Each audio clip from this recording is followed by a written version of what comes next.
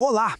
Hoje a gente vai desvendar um dos assuntos que mais bota medo em quem está em processo seletivo ou estudando para concurso, o tal do raciocínio lógico. A ideia aqui é transformar esse bicho-papão numa ferramenta, sabe? Vamos lá? Se ao ouvir isso, já bate aquela ansiedade por ficar tranquilo ou tranquila. É um sentimento super comum que deixa muita gente de cabelo em pé. Mas olha, hoje essa história começa a mudar. Para a gente vencer qualquer desafio, o primeiro passo é entender de onde ele vem. Então vamos começar por aí, analisando por que o raciocínio lógico parece tão intimidador para tanta gente.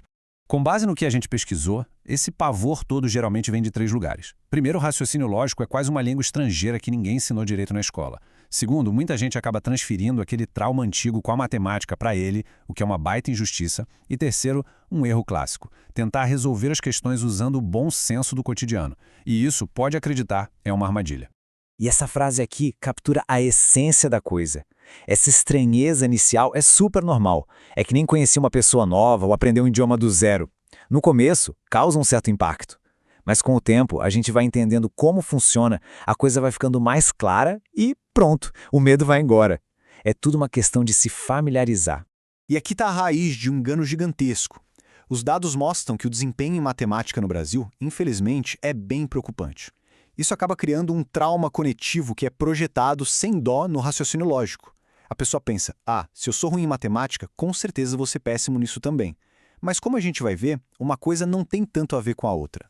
Então, atenção para este ponto que é crucial. A maior parte do raciocínio lógico não tem nada a ver com matemática. É isso mesmo. Tópicos como proposições, a famosa tabela verdade, equivalências lógicas, nada disso envolve cálculo. O foco é na estrutura do pensamento, não nos números. Saber disso já não dá um alívio. Certo. Agora que a gente tirou esse peso da matemática das costas, vamos entender que esse monstro, na verdade, se divide em 2 partes bem claras e, olha, bem mais fáceis de lidar. Basicamente, o que temos é o seguinte.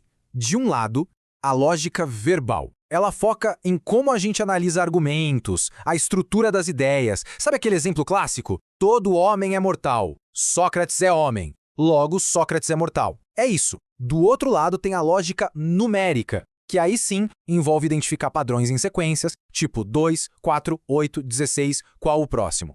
São 2 habilidades bem diferentes. E aqui a gente chega no erro mais comum de todos: tentar resolver as questões com a lógica que a gente usa para conversar no dia a dia. As bancas dos concursos sabem disso e criam várias pegadinhas. Para se dar bem, é preciso aprender as regras formais do jogo. E o ponto de partida para essa nova linguagem é entender o que é uma proposição. Pensa nela como o tijolinho fundamental da lógica. É uma frase simples, declarativa, que só pode ter um de 2 valores. Ou ela é verdadeira ou ela é falsa, sem meio termo. Por exemplo, o céu é azul. A gente pode checar e dizer se é V ou F. Simples assim. Ok, e para conectar esses tijolinhos, a gente usa o que seria a gramática da lógica, os 5 conectivos. São as ferramentas que juntam as ideias simples para formar argumentos mais complexos. Temos o e, o ou, o se então e o se e somente se. Cada um deles tem uma regrinha específica de como funciona. Entender as regras de cada um pode parecer muita coisa para decorar, eu sei, mas acredite, existe um macete genial para memorizar a tabela verdade em menos de 1 minuto. Se prepara, que lá vem. É super rápido, olha só. A gente desenha os símbolos e faz uma pequena anotação em cada um. Pro conectivo E, ele só vai ser verdadeiro se tiver 2 V.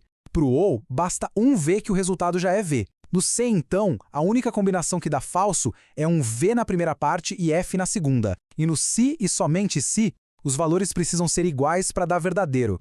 Esse truque é brilhante, né? Ajuda a fixar as regras de um jeito muito simples. Ok, agora que a base da teoria está mais clara, como é que a gente transforma isso numa estratégia para mandar bem nos testes? Vamos por um plano de ação bem prático em 4 passos. Primeiro de tudo, prática. Não tem atalho. Quanto mais exercícios forem feitos, mais fácil fica reconhecer as estruturas que sempre se repetem, como raciocínio dedutivo, e também fica mais fácil de identificar as armadilhas, como sofismas, que são aqueles argumentos que parecem lógicos, mas não são. Segundo passo, dar uma de detetive do próprio pensamento. Não é só ver se a resposta está certa ou errada. O pulo do gato é analisar por que se acertou e, mais importante ainda, por que se errou. Isso mostra exatamente quais são os pontos fortes e onde precisa melhorar. Terceiro, concentração é tudo. Esses testes costumam ser longos e exigem muita atenção aos detalhes.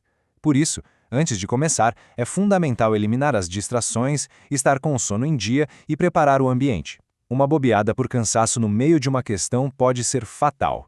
E, por último, uma dica que vale ouro. Pesquise sobre a empresa que está aplicando o teste. Muitas vezes, as questões de lógica são personalizadas, usando produtos ou desafios reais daquela companhia. Saber disso já coloca qualquer candidato um passo à frente da concorrência.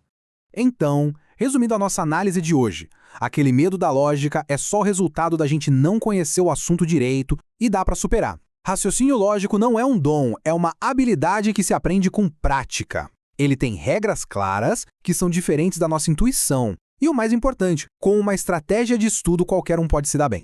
Então, a pergunta final muda de figura, né? Não é mais sobre ter medo do raciocínio lógico, mas sim, agora que ele deixou de ser um monstro e virou uma ferramenta, qual é o primeiro problema que estamos prontos para solucionar com essa nova habilidade?